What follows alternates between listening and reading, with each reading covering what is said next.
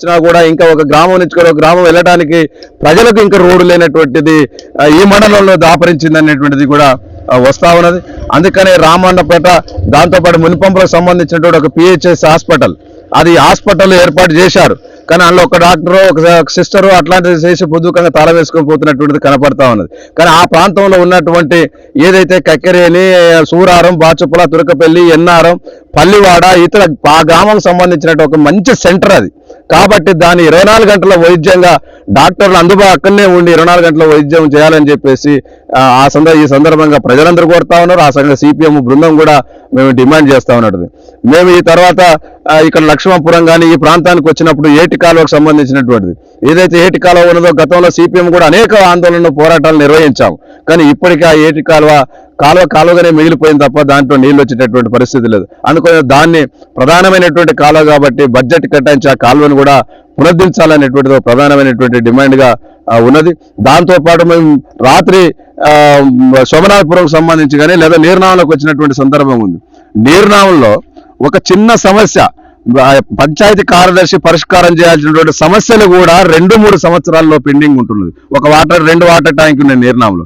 2 water ట్యాంకులకు సంబంధించిన దాంట్లో దాని పైన మూతలు లేవు. 2 సంవత్సరాలకు పైబడిగా ఇవాళ కనీసం బ్లీచింగ్ వేసి దాన్ని క్లీన్ చేసేటటువంటి పరిస్థితి లేదు. దాంతో ప్రజలు బియ్యం కడుక్కుంటా ఉన్నారు, తాగుతా ఉన్నారు, మొగం కడుక్కుంటా ఉన్నారు, స్నానాలు చేస్తా ఉన్నారు.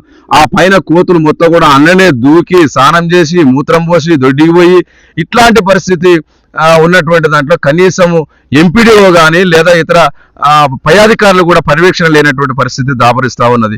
అందుకోసం ఈ పాదయాత్రకు సంబంధించిన దాంట్లో రేపు 28 నాడు పెద్ద ఎత్తున వచ్చినటువంటి సమస్యల మీద రేపు ఎంఆర్ ఆఫీస్ ముందు పెద్ద ఎత్తున వేలాది మంది ప్రజలని సమీకరిస్తా ఉన్నాం. ప్రభుత్వం సంబంధించిన సంక్షేమ పథకాలు మా దృష్టికి తీసుకొస్తా ఉంటాం. పాదయాత్ర దృష్టికి అయ్యా మాకు రేషన్ కార్డు లేదు, అయ్యా మాకు పెన్షన్ లేదు, ఇందిరా ఇల్లు లేవు, ఇట్లాంటివి కూడా సంక్షేమ పథకాలు కూడా ప్రభుత్వం ఆశలు పెట్టింది ప్రజలకు. కాబట్టి మేము ప్రజలను కోరలేదు. ప్రభుత్వం ఓట్ల కోసం, మీ సీట్ల కోసం, మీ సులాభం కోసం ఆశలు పెట్టి సంక్షేమ పథకాలు పెట్టినటువంటి దాన్ని అమలు చేయాలనేటువంటి దాన్ని ప్రభుత్వాన్ని కూడా డిమాండ్ చేస్తా ఉన్నారు. రేపు పెద్ద ఎత్తున ప్రజలు కూడా కదులుతా ఉన్నారు. అందుకని ఇంకా 5-6 గ్రామాలకు సంబంధించినటువంటి ఉంది. మా పాదయాత్ర బృందానికి వచ్చినటువంటి సమస్యల మీద రేపు 28 నాడు పెద్ద ఎత్తున కదిలి ఒక మెమోరాండాలు కలెక్టర్ స్థాయిలో కూడా మెమోరాండం ఇచ్చినటువంటి మా పాదయాత్ర బృందం కలిసి అందరం కలిసి కూడా ఇవ్వడానికి ప్రయత్నం చేస్తా ఉన్నాం. సమస్యలు కనుక పరిష్కారం కనుక చేయకపోతే చిన్న సమస్యలు మేము కోట్లు లక్షల విలువలు కలిగినటువంటిది విలువైనటువంటిది కాదు. అందుకనే లక్షల రూపాయలతోటి సమస్య పరిష్కారం ప్రజలకు హాయిగా ఉండేటటువంటి సమస్యల పరిష్కారం కోసం ఉంటుంది. కాబట్టి 25 నాడు పరిష్కారం కనుక దిశగా అధికారులు ఒప్పుకోకపోతే భవిష్యత్తులో గ్రామాల్లో తిరిగితే అధికారులు కానీ ప్రజాప్రతినిధులు కానీ మేము అడ్డుకుంటాం, నిలదీస్తాం.